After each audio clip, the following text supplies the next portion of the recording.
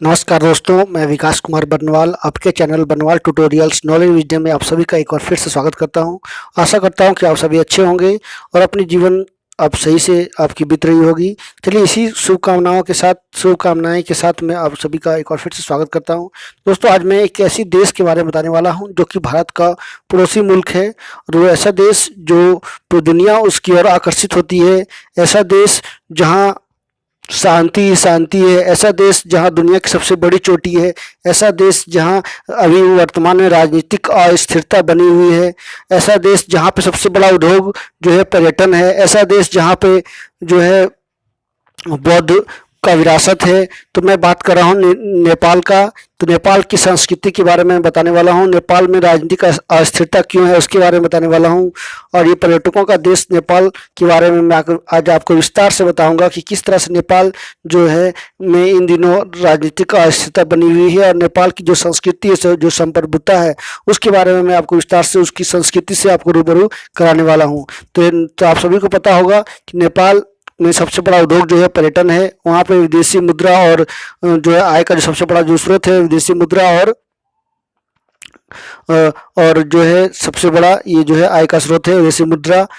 और मैं बता दूं कि वहाँ पे हिंदू और बौद्ध का जो है सबसे बड़ा विरासत वहीं पे है। तो चलिए इसी के साथ आज के चैनल को सब्सक्राइब कर दिए, लाइक शेयर कर दिए, लाइक कर दिए। यदि नए हो तो बेल आइकन प्रेस करिए ताकि ऑल कांटेंट नोटिफिकेशन सबसे पहले सबसे आगे आपके पास पहुंच सके।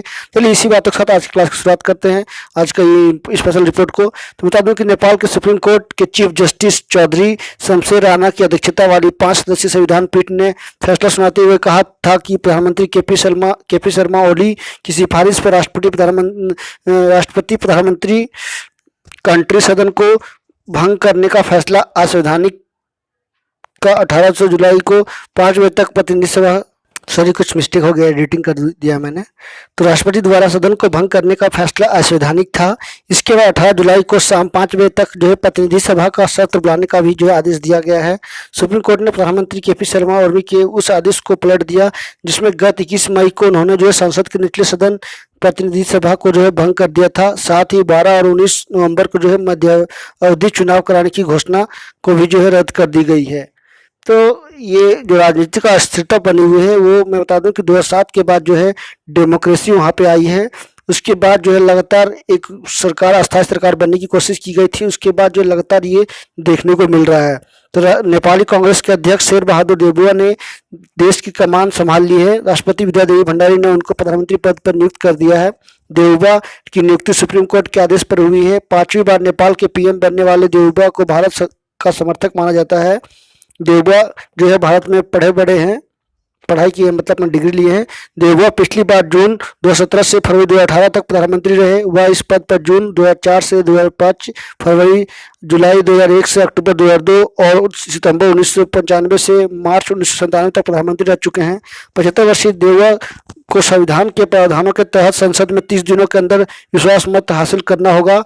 पश्चिमी नेपाल के दादलधुरा जिले के एक सुदूर गांव में 13 जून 1946 को जन्मे शेर बहादुर देउवा ने अपने राजनीतिक जीवन की शुरुआत एकमात्र छात्र नेता के रूप में की थी। वे 1971 से 1980 तक नेपाली कांग्रेस के छात्र राजनीतिक शाखा नेपाल छात्र संघ के संस्थापक सदस्य और अध्यक्ष थे। देउवा ने कानून में स्नातक और राजनीतिक विज्ञान में स्नातक किया है। उन्हें लोकतंत्र को मजबूत करने में उनके योगदान के लिए नवंबर 2016 में नई दिल्ली स्थित जवाहरलाल नेहरू विश्वविद्यालय द्वारा डॉक्टरेट की मान्यता उपाधि से सम्मानित भी किया गया था। तो ये देख सकते हैं देउवा जो है साधारण जो है नहीं है, वो काफ़ी बार प्रधानमंत्री बन चुके हैं। इसी को उनकी योग्यता के आधार पर जो है आखिरकार राष्ट्रपति के द्वारा जो है उनको द्वारा जो है प्रधानमंत्री के रूप में शपथ दिलाई जाएगी। तो नेपाल आधिकारिक रूप से जो है संघीय लोकतांत्रिक गणतंत्र जो देश है, एक दक्षिणी एशियाई स्थलरुद्ध राष्ट्र है। नेपाल के उत्तर में चीन का स्वायत्तशासी प्रदेश तिब्बत है और दक्षिण पूर्व व पश्चिम में भारत अवस्थित है। नेपाल में 81.3% नागरिक हिंदू धर्मावलंबी है। नेपाल विश्व की प्रतिशत के आधार पर सबसे बड़ा हिंदू धर्मावलंबी राष्ट्र है। नेपाल की राजभाषा नेपाली है। नेपाल के लोगों को भी नेपाली कहा जाता है। एक छोटे से क्षेत्र के लिए नेपाल की भौगोलिक विविधता बहुत ही जो उल्लेखनीय है। यहाँ तराई से उष्ण फाट से लेकर के ठंडे हिमालय की श्रृंखलाएं अवस्थित है। संसार की सबसे चोटी ऊंची 14 हिम श्रृंखलाओं में से 8 नेपाल में हैं, जिसमें संसार का सर्वोच्च शिखर सगरमाथा एवरेस्ट, वहाँ पे कहा जाता है एवरेस्ट को, वो भी एक है। नेपाल की राजधानी और सबसे बड़ा नगर जो है काठमांडू है। तो कहीं ना कहीं नेपाल जो है संस्कृति को जो है बेहद ही खास है दुनिया के लिए। वहाँ का जीवन स्तर जो है काफ़ी जो है सुदृढ़ है, तो उसको जानना हम सभी के लिए काफ़ी महत्वपूर्ण है। चलिए बता दूं कि मानचित्र पर नेपाल का आकार एक तिरछे समानांतर यानी पैरेलल चतुर्भुज का है। नेपाल की कुल लंबाई करीब 800 किलोमीटर और चौड़ाई 200 किलोमीटर है। नेपाल का कुल क्षेत्रफल 1,47,516 वर्ग किलोमीटर है। नेपाल भौगोलिक रूप से 3 भागों में विभाजित है, पर्वतीय क्षेत्र, शिवालिक क्षेत्र और तराई क्षेत्र। साथ में भिद्दी मधेश कहलाने वाले उपत्यकाओं का एक समूह पहाड़ी क्षेत्र के महाभारत पर्वत श्रृंखला और चूड़िया श्रृंखला के बीच स्थित है। यह क्षेत्र पहाड़ और तराई के बीच स्थित है। हिमालयी पहाड़ी व तराई क्षेत्र पूर्व पश्चिम दिशा में देश भर में फैले हुए हैं और इन्हीं क्षेत्र को नेपाल के प्रमुख नदियों ने जगह जगह पर विभाजन किया है। तो नेपाल में एक शांत शुष्क जो स्थान है यानी ठंडी स्थान है, वहाँ पे बहुत सारे पर्वत है, शिखर मालाएं हैं, नदियां हैं, यानी कुल मिलाकर देखा जाए तो एक बहुत ही पवित्र स्थान है नेपाल में, और खास करके हिंदुओं और बौद्ध धर्म के लिए।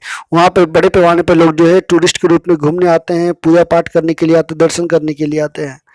तो पहाड़ी भूभाग में 1000 से लेकर के 4000 मीटर तक की ऊंचाई के पर्वत पड़ते हैं। इस क्षेत्र में महाभारत लेक और शिवालिक नाम की 2 मुख्य पर्वत श्रृंखलाएं हैं। पहाड़ी क्षेत्र में ही काठमांडू उपत्यका, पोखरा उपत्यका, सुखरते उपत्यका के साथ टार, वेसी, पाटन, माडी कहे जाने वाले बहुत से उपत्यका पड़ते हैं। यह उपत्यका नेपाल की सबसे उर्वर भूमि है तथा काठमांडू उपत्यका नेपाल का सबसे बड़ा शहरी क्षेत्र है। यानी उपत्यका मतलब बोला जाए तो छोटा शहर। पहाड़ी क्षेत्र के उपत्यका को छोड़कर 2500 मीटर यानी 8200 फुट की ऊंचाई पर जनघनत्व तो बहुत कम है, जनसंख्या घनत्व। हिमालय क्षेत्र में संसार की सबसे ऊंची हिम श्रृंखलाएं पड़ती है। इस क्षेत्र के उत्तर में चीन की सीमा के पास संसार का सर्वोच्च शिखर एवरेस्ट सगरमाथा 8848 उसी तरह मीटर है। संसार की 8000 मीटर की ऊंचाई 14 चोटियों में से 8 नेपाल के हिमालय क्षेत्र में पड़ती है। संसार का तीसरा सर्वोच्च शिखर कंचनजंगा भी इसी हिमालय क्षेत्र में पड़ता है। तो चलिए बता दूं संसार का सर्वोच्च शिखर सगरमाथा नेपाल और तिब्बती सीमा पर अवस्थित है। इस हिमालय की नेपाल में पड़ने वाले दक्षिण पूर्वी रिज प्राविधिक रूप में चढ़ना सहज माना जाता है, जिसकी वजह से प्रत्येक वर्ष इस स्थान पर बहुत पर्यटक आते जाते हैं। अन्य चढ़े जाने वाले हिम शिखर में अन्नपूर्णा श्रृंखला में पड़ता है। 20 सितंबर 2015 के अनुसार नेपाल को भारतीय राज्य प्रणाली की तरह 7 राज्यों में विभाजित किया गया है। नए संविधान के अनुसार अनुसूची 4 के अनुसार मौजूदा जनपदों को एक 7 समूहों में गठित कर उन्हें परिभाषित किया गया है। 2 ऐसे जनपद थे जिन्हें तोड़कर 2 अलग अलग राज्यों में गठित किया गया है। तो चलिए आगे इसके बारे में विस्तार से बता दूं। तो उससे पहले बता दूं कि जो वर्तमान में प्रधानमंत्री बने हैं उनसे पहले KP ओली शर्मा जी थे, जिन्होंने जो है सुप्रीम कोर्ट का आदेश को जो है बड़ी आलोचना भी की है, और यहाँ तक कि राष्ट्रपति की भी जो है आलोचना की है और वो नाखुश हैं इस निर्णय से। तो चलिए बता दूं कि नेपाली सामाजिक जीवन की मान्यता, विश्वास और संस्कृति हिंदू भावना में आधारित है। धार्मिक सहिष्णुता और जातिगत सहिष्णुता का आपस का अन्योन्याश्रित संबंध नेपाल की अपनी मौलिक संस्कृति है। यहाँ के पर्वों में वैष्णव, शैव, बौद्ध, शाक्त सब धर्मों का प्रभाव एक दूसरे पर जो समान रूप से पड़ा है। यानी कुल मिला के कहा जाए तो ये भी एक तरह का सेकुलर कंट्री है, बट कुछ चुनिंदा जो है धर्म के लोग यहाँ पर रहते हैं। किसी भी एक धार्मिक पर्व को धर्मावलंबी विशेष का कह सकना और अलग कर पाना बहुत कठिन है। सभी धर्मावलंबी आपस में मिलकर उल्लासमय वातावरण में सभी पर्वों में भाग लेते हैं। नेपाल में छुआछूत का भेद न कट्टर के रूप में है और न जन्म संस्कार के आधार पर ही है। शक्तिपीठों में चांडाल और भंगी, चमार, देवपाल और पुजारी के रूप में प्रसिद्ध शक्तिपीठ गृहेश्वरी देवी, शोभा भागवती का चंडाल तथा भंगी, चमार पुजारियों को प्रस्तुत किया जा सकता है। तो कहा जाए तो नेपाल कुल मिलाकर जो है वहाँ पे कोई तरह का जाति आधारित, धर्म आधारित कोई भेदभाव नहीं है। सभी जातियों को, धर्म के लोगों को जो समान अधिकार दिया गया है। तो देख सकते हैं नेपाल का राष्ट्रीय ध्वज नेपाल का चिन्ह जो है, नेपाल को निशान छाप राष्ट्रीय पक्षी डॉफे है राष्ट्रीय पशु, गाय राष्ट्रीय गान जो है सर्वो थुम्बा फुल्का हामी, वाइक जो है जननी जन्मभूमि सच स्वर्गादपि मरियसी। पुष्प की बात की जाए तो लाली गुआस है। खेल की बात की जाए तो वॉलीबॉल है। भाषा नेपाली। पोशाक दोहरा सुरुवाल रंग का है। ये समृक नेपाली सामाजिक जीवन की मान्यता, विश्वास और संस्कृति हिंदू भावना पर आधारित है। धार्मिक सहिष्णुता और जातिगत सहिष्णुता का आपस का अन्योन्याश्रित संबंध नेपाल की अपनी मौलिक संस्कृति है। यहाँ के पर्वों में जो है अलग अलग धर्म कहा जाए तो बौद्ध से वैष्णव का प्रभाव जो है एक दूसरे के समान रूप से पड़ा है। नेपाल में तो मैंने पहले बता दिया कि छुआछूत का भेद या कट्टर के रूप में जो है कोई तरह का मामला नहीं दिखता है। नेपाल जो है भारत से सटा हुआ एक देश है, जहाँ पे नेपाल की अधिकतर जनसंख्या जो है भारत पर निर्भर है। अब धीरे धीरे जो है निर्भरता कम हो रही है। तो नेपाल में नेपाली सेना, नेपाली सैनिक विमान सेवा, नेपाल सशस्त्र प्रहरी बल, नेपाल प्रहरी, नेपाल सशस्त्र वन रक्षक और राष्ट्रीय अनुसंधान विभाग, नेपाल लगायत सशस्त्र और तथा गुप्तचर सुरक्षा निकाय रहे हैं।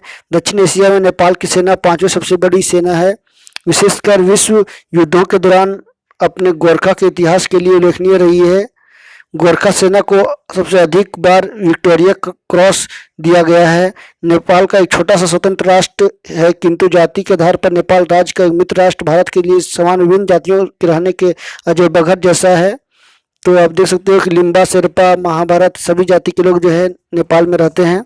तो नेपाल में आधुनिक शिक्षा का शुरुआत राणा प्रधानमंत्री जंग बहादुर राणा की विदेश यात्रा के बाद सन 1854 में स्थापित दरबार high school hall Rani Pokhari किनारे अवस्थित से हुई थी। इससे पहले नेपाल में कुछ धर्मशास्त्रीय दर्शन पर आधारित शिक्षा मात्र दी जाती थी। आधुनिक शिक्षा की शुरुआत 1854 में होते हुए भी यह आम नेपाली जनता के लिए सर्वसुलभ नहीं था, लेकिन देश के विभिन्न भागों में कुछ विद्यालय दरबार हाई स्कूली शुरुआत के बाद खुलना शुरू हुए। लेकिन नेपाल की पहली शिक्षा उच्च शिक्षा काठमांडू में रहा है। तो वहाँ पे लगभग 75 से 76 जिला शिक्षा कार्यालय 1959 में एक विश्वविद्यालय की स्थापना भी की गई। लेकिन कुल मिलाकर कहा जाए तो शिक्षा के क्षेत्र में जो है नेपाल उतना बढ़ नहीं पाया है जितना अभी जो वर्तमान की जो स्थिति है। तो चलिए बता दूं 27 मई 2007 तक नेपाल एक संवैधानिक राजतंत्र था। उसी दिन नेपाली संविधान सभा द्वारा नेपाल को गणतांत्रिक राज्य बनाने के लिए संविधान बदल दिया गया। 20 सितंबर 2015 को जारी हुए नए संविधान के अनुसार नेपाल को 7 प्रदेशों यानी प्रांतों में बांटा गया। सभी प्रदेशों के जिलों को मिलाकर फिलहाल 77 जिले हैं। नेपाल में राजनीतिक उथल पुथल का लंबा इतिहास रहा है। एक बार फिर नेपाल में संसद भंग कर दी गई। पिछले आम चुनाव के बाद भी जो है अब संसद को भंग कर दिया गया था। नेपाल में दशकों की राजनीतिक उथल पुथल के बाद यह पहला मौका था जब सरकार आई थी। इस सरकार से लोगों को अपेक्षाएं जुड़ी हुई थी, लेकिन क्या वजह रही कि नेपाल में संसद भंग करनी पड़ी। फिर राष्ट्रपति विद्यादेवी भंडारी ने नए जनादेश के लिए शेर बहादुर देवबुआ को संविधान का अनुच्छेद 76(5) के तहत जो है उन्हें प्रधानमंत्री नियुक्त किया। अब नेपाल के सुप्रीम कोर्ट ने 1 महीने के अंदर यानी जो संविधान का जो अनुसार नियम है प्रावधान है के अनुसार बहुमत साबित करने का आदेश दिया है। प्रधान न्यायाधीश चौलेन्द्र शमशेर राणा के नेतृत्व वाली 5 सदस्यीय संविधान पीठ ने कहा था कि प्रधानमंत्री के पद पर ओली का दावा असंवैधानिक है। तो ये देख सकते हैं ओली के शर्मा ओली जो कि भारत से लगातार जो है के लिए भारत के खिलाफ जो लगातार राग उगलते रहे हैं। भारत के साथ इनका रिश्ता अच्छा नहीं था, लेकिन आशा है कि देवबुआ जो है भारत के साथ अच्छे रिश्तेदारी निभाएंगे। तो केपी ओली शर्मा प्रधानमंत्री प्रधानमंत्री रहते दोनों देशों के रिश्तों की जो है बात की जाए तो काफी उतार चढ़ाव था, लेकिन शेर बहादुर देवबुआ रिश्तों में भारत के बेहतरी ला पाएंगे। ये बातें जो उठकर आ रही है अंतर्राष्ट्रीय मामलों को जानकर कहते हैं कि ये मान लेना कि सब कुछ ठीक हो जाएगा जल्दबाजी होगी, क्योंकि अब भी नेपाल में राजनीतिक स्थिरता को लेकर कई सवाल बरकरार हैं। केपी ओली का भारत को लेकर जो रवैया रहा है उस पर बहस होती रही है, लेकिन उनके इस रवैये ने आम नेपाली मतदाताओं के बीच उनकी पैठ को मजबूत करने और उन्हें एक राष्ट्रवादी नेता के रूप में स्थापित करने में मदद की।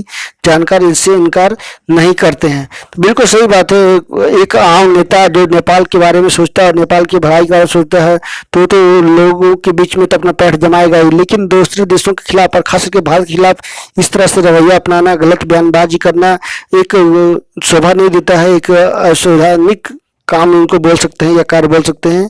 तो ये कुछ आपको मैं तस्वीरें दिखा रहा हूँ।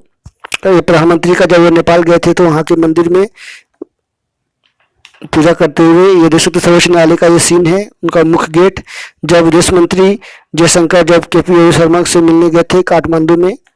तो उनकी कुछ तस्वीरें हैं, ये देख सकते हैं जब वो उनको इस्तीफा देने की बात आई तो उस समय की तस्वीरें हैं ये।